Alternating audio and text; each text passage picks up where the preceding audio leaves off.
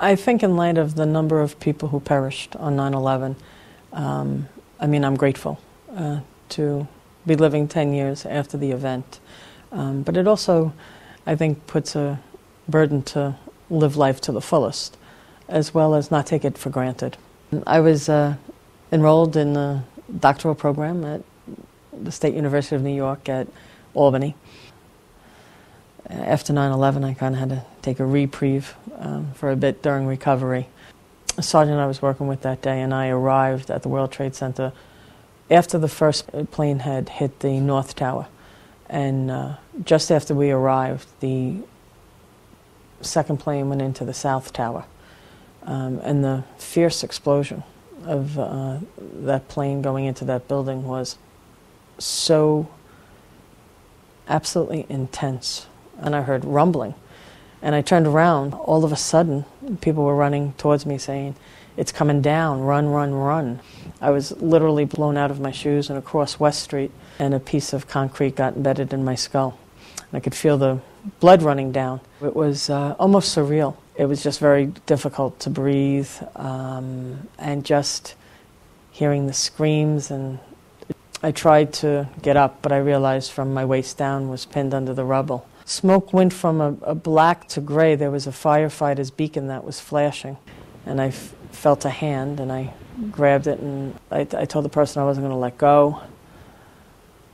And as I came up, and I realized that the hand came up too quickly, and I just had a hand and an arm, but no one was attached to it. And the firefighter came over, and we dug, and we couldn't find anyone. We were able to pull 3 people out. And then people were running towards us again, telling us that the second tower was coming down. And having lost the helmet and not having shoes, and I thought I would run towards the huts, and I felt very vulnerable. But I felt something hit me in the back, and I went down on my knees, and I realized I wasn't going to make it to the river. And it was at that point that he told me that a shard of glass was sticking 6 inches out of my back, between my shoulder blades. So I'm assuming that was a piece of the glass that had broken and come off the second tower. I went out to Long Island to recuperate, and my sister got a call from my cousin Vinny saying they couldn't find my cousin Bobby, who was a firefighter with Ladder 20. And so he is one of the 343 firefighters that died that day. Right before Thanksgiving, they found what was left of him. And I just remember it being very sad, having the Mass in October, and then finding his body and doing the burial in November.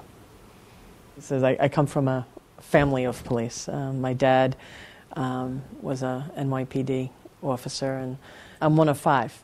And 4 out of the 5 of us went into law enforcement following my father's footsteps. Part genetic and part runs in the family.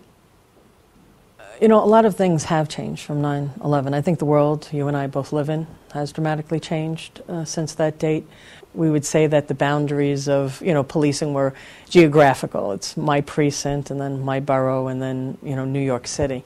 And now we're really policing in a global community. When something happens now in Madrid, there's a full briefing, or in Kenya, there's a full briefing here. Great strides have been made by the top echelon of the police department to keep us informed and knowledgeable about world events and what impact, if any, they may have here in New York City. I teach at Molloy College out in Rockville Center in the criminal justice program there.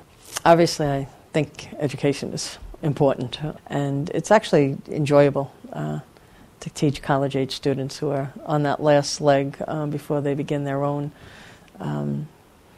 field of work or field of study in criminal justice. So it's been a very rewarding experience working at Molloy.